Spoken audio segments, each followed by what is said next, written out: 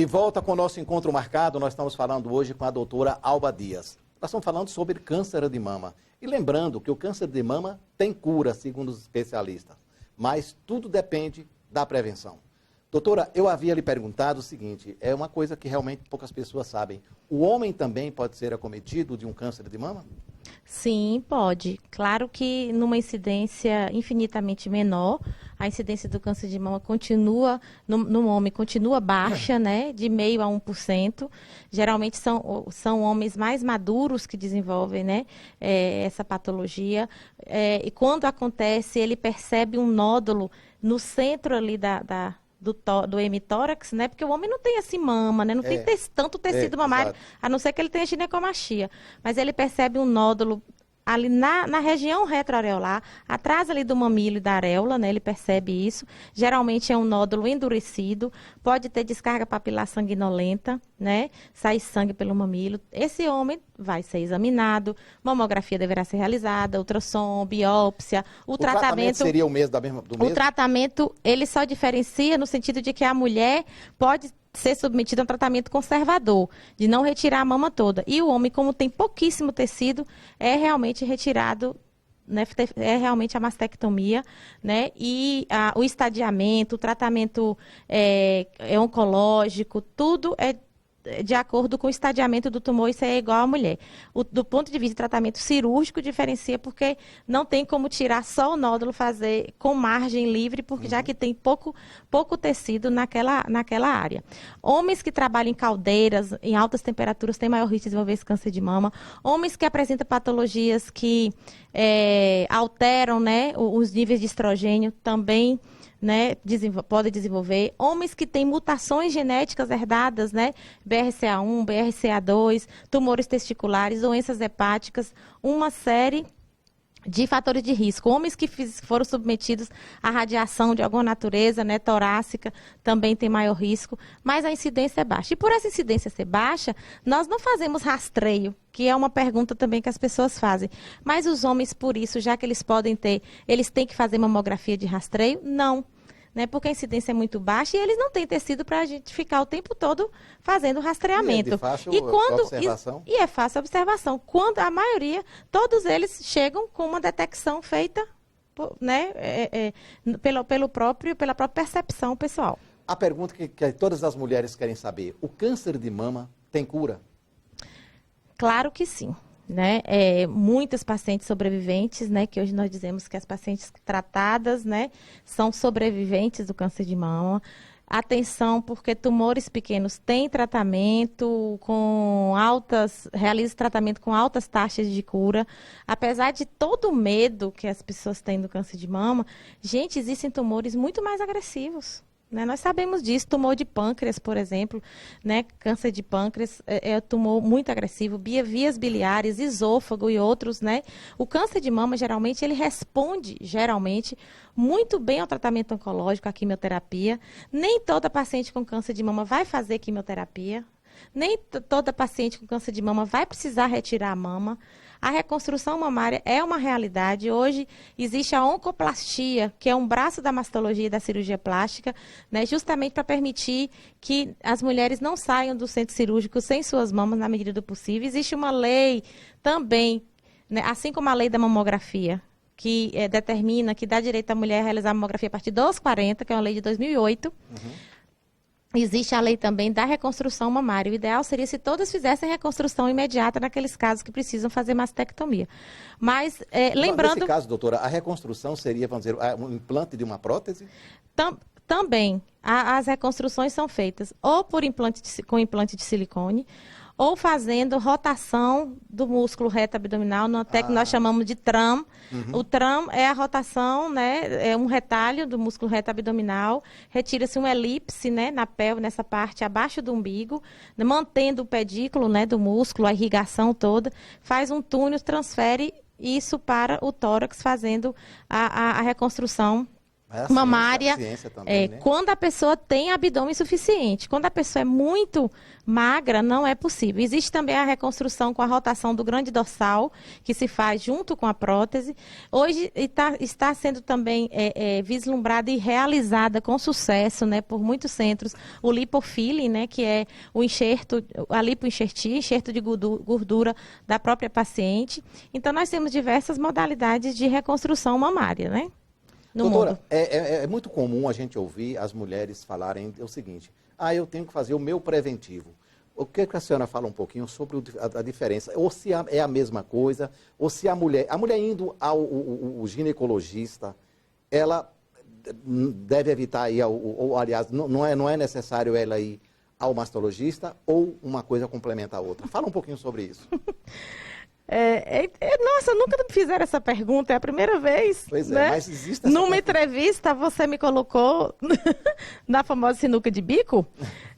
Gente, na verdade, o mastologista é o especialista, né, que diagnostica, que trata, que orienta a mulher em relação às doenças da muitas vezes a mama. mulher acha que elas estão fazendo o preventivo do colo do útero, ela não precisa ir no mastologista. Pois é, existe esse engano, né? Existe esse engano. O ideal seria se as pessoas tivessem um mastologista como o médico que cuida das suas mamas, né? Uhum. Que isso, inclusive, nos grandes centros já existe e aqui também em Barreira já existe. Então, eu tenho pacientes que vão fazer sua avaliação ginecológica e vão comigo para fazer a avaliação das mamas. Porque se você tem um problema no olho, você vai ao oftalmo, né? Se você tem uma doença em qualquer outro órgão, você tem um especialista, né? Então, assim, vai depender muito, porque às vezes assim, a pessoa não tem plano de saúde, acaba que faz tudo num lugar só, né? E o ginecologista, ele também se preocupa, porque a mama faz parte do aparelho reprodutor feminino, que fique claro, né? Uhum. Então, assim, tem pessoas que fazem tudo no ginecologista. E o ginecologista, detectando alguma coisa, né, alguma alteração, encaminha para nós. Mas isso é muito cultural também. Você veja que nos grandes centros já existe essa diferenciação. E com o tempo é o que realmente vai acontecer. Hoje as minhas pacientes a grande maioria, porque querem que o mastologista, né, esteja atenta, que faça a avaliação, a vigilância, tem orientações, tem consulta de 1 hora, ou até mais, se você tirar todas as dúvidas, porque a medicina não é uma ciência exata, né? E também não é uma ciência de verdades absolutas, né? Eu digo que é uma ciência de verdade transitória, porque nós estamos conversando aqui, nesse momento, muitos estudos estão nesse momento sendo publicados, alterando até de repente alguma coisa que a gente falou aqui. Exatamente. Então, a medicina tem essa peculiaridade, né? Muda a todo instante, baseada em evidências científicas, né? Então, essa questão, se vai para o masto, depende muito, até de condição financeira, porque às vezes a pessoa vai no ginecologista, ele já solicitou todos os exames, se não deu nada, ela fica tranquila, né? Se no exame não apresentou nenhuma alteração, isso para ela é suficiente. Mas, assim, acho que vai chegar um momento que realmente a mastologia vai ter o seu papel isoladamente também. Eu acho que ela já tem, tá?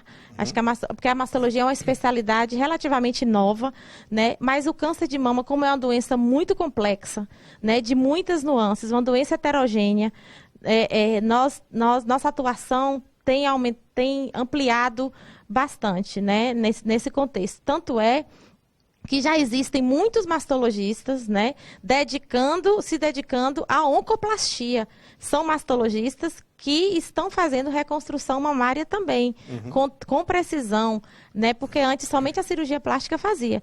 Hoje tem muitos mastologistas que eles dizem assim, que é refazer o que desfez, né? Quer dizer, a gente fazia a cirurgia, retirava o tumor, retirava a mama e o outro colega faria a reconstrução. E tem muitos mastologistas hoje se dedicando a isso. Essa coisa está começando, mas assim, isso é muito bom, porque ele já faz aquele acompanhamento, já faz o diagnóstico e ele vai seguir essa mulher para sempre, né? Vai fazer esse acompanhamento, né, ad eternamente, né? Além da mamografia, quais são os outros exames que pode diagnosticar a doença? Os exames auxiliares. Os exames complementares, né? Porque o número 1, em termos de avaliação, é o exame clínico, né? E chamando a atenção aqui, porque existe uma inversão de valores. As pessoas estão imaginando que as máquinas estão fazendo diagnóstico. Elas, sem o conhecimento médico, sem um exame clínico, sem uma boa conversa, história clínica, é complicado você fazer diagnóstico.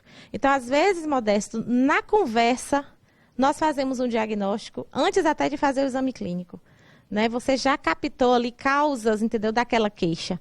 Então, primeira coisa, as mamas têm que ser examinadas. Como todo paciente, não importa qual sua queixa, o médico vai examinar você. Os exames de imagem, como exames de laboratório também, são exames complementares, são chamados de complementares, que eles complementam o quê? Uma avaliação clínica. Né? Então, o que acontece? No caso do câncer de mama, mamografia, em primeiro lugar, para mulheres que estão dentro daquela faixa etária de rastreio, né? E mulheres que têm achado clínico importante, suspeita, a mamografia vai ser feita independente de qualquer coisa. Começamos sempre com mamografia, a ultrassonografia ajuda bastante. Gente, não é só mamografia que vai diagnosticar uma doença. Nós temos hoje a ressonância, para avaliação de mamas muito densas, de mulheres também de alto risco, mulheres que têm implantes de silicone. Então, assim, e nós estamos vendo, já vendo no mundo inteiro, estudos colocando a mamografia como também contraste. Mamografia com contraste vai chegar, né, já está chegando ao Brasil. É uma técnica nova. É mamografia, só que contrastada, né? Vai chegar no Brasil, mas assim, nós temos vários meios diagnósticos. Lembrando que é um outro mito. As pessoas pensam que somente um exame vai diagnosticar o câncer de mama. Não. Às vezes o tumor não é visto na mamografia, é visto no ultrassom. Às vezes é o contrário, né? E microcalcificações só são vistas pela mamografia. Mas uma pergunta realmente que eu não poderia deixar de fazer à senhora. Qual tem sido a contribuição da campanha Outubro Rosa em todo esse contexto do câncer de mama? A contribuição tem sido no sentido de fazer com que as mulheres saibam, né, que o câncer de mama é uma realidade que não é só de países muito desenvolvidos, que o câncer de mama tem uma incidência elevada até no lugar onde ela mora. Não existe idade, não tem escolha, né? Assim, ninguém está imune a nada nessa vida, você concorda comigo? Então, assim, tem contribuído no sentido de que as mulheres têm acesso à informação. Então, nós sempre estamos falando no Brasil inteiro e no mundo todo. Nesse exato momento, existem vários médicos falando sobre isso e as pessoas ouvem, aquilo vai sendo assimilado e a pessoa transforma essa informação em atitude. Então, assim, muitas pessoas estão ouvindo esse programa e já aconteceu de pessoas estarem ouvindo, inclusive também no rádio, em outros meios de comunicação, e dizer que ali ela se despertou para algo que ela já estava sentindo e que ela não dava importância. Então, informação é tudo, né? Eu acho que a cura para todos os males é informação. Para aquelas mulheres que evitam procurar o médico para não ter a surpresa de receber a notícia, qual o conselho que a senhora daria? O conselho é que elas têm que entender que tem que lutar sempre pela vida. Não importa o medo que você tenha, se ocorre de que você tenha o diagnóstico, você tem que entender que naquele momento você vai travar uma luta entre você, a luta vai ser entre você e o tumor.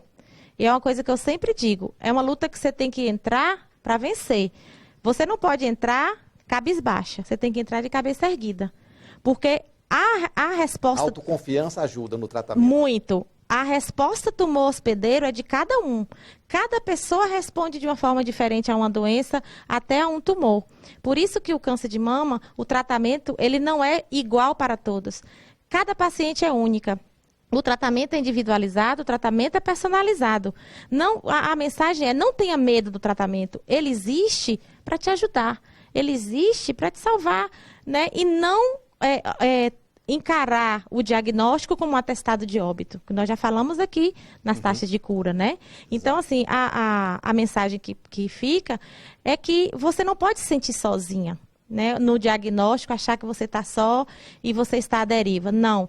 O médico mastologista é importante, o oncologista é importante, o terapeuta é importante, a psicóloga é importante, nutricionista. Então, o acompanhamento de uma paciente com câncer de mama, ele é multidisciplinar, é multiprofissional. Então, a pessoa vai precisar de apoio em todos os aspectos. Família é muito importante. Fé também é importante. Por que não vamos falar disso? Temos que falar. Nós somos médicos, mas nós somos humanos, como todos que estão aqui, nessa sala e fora dela. Então, isso também é importante. Espiritualidade, né? Nós somos um misto de muitas características, muitas coisas, né? Então, eu digo sempre, não tenha medo. Existe vida após câncer de mama, né? Hoje, a informação, ela chega mais fácil. Claro, procure a informação que seja real, que seja verdadeira, sem mito, sem medo, sem pânico. E a mulher tem que entender isso, né? E quanto antes, melhor. Tem que se cuidar, porque muitas pacientes recebem o diagnóstico e ficam pensando no filho que está em casa. Às vezes até um filho adulto. Então ela pensa assim no neto. Né? Ela tem que pensar que o diagnóstico e o tratamento é para mantê-la viva. Que ela precisa estar viva para toda a família. Muito bom, muito esclarecedora a sua entrevista, mas o nosso programa está chegando ao fim. 2 minutinhos aí para a senhora concluir o seu raciocínio. Muito bem. De novo, agradecer a toda a equipe que sempre recebe a gente com carinho, né, com respeito. Eu estou de máscara por uma questão médica mesmo, porque eu não parei de trabalhar, né, com todos os cuidados sanitários. Estou de máscara para, inclusive, proteger toda a equipe. E espero que haja essa compreensão, né, de todos. Então, não se assustem por eu estar de máscara. Agradeço. Estamos sempre falando, tocando nesse assunto, nesse tema, nessa temática tão importante que é o câncer de mama, uma doença que interfere na autoestima e na autoimagem da mulher, mas que não é o fim. Não é o fim. Não se prenda àqueles casos que foram desfavoráveis. Ninguém é igual a ninguém, né? Não se prender a mitos também. É a nossa mensagem. Quanto antes, melhor. Mulher que se ama, se cuida, né? Deverá, sim, fazer avaliação. Se estiver sentindo alguma coisa, procure o profissional da sua confiança para te avaliar, né, para te tranquilizar ou para diagnosticar algo que esteja subclínico, enfim. Então, é importante essa mensagem. Outubro Rosa é troca de informações. Doutora Alba, muito obrigado mais uma vez pela sua presença aqui. Foi muito esclarecedora. Acho que a senhora conseguiu ajudar muita gente. E para você que precisa de fazer uma avaliação, doutora Alba atende no Instituto IAN. E nós ficamos por aqui. Muito obrigado pelo carinho da sua audiência. Lembrando que o câncer de mama tem cura. A questão é a prevenção. Muito obrigado.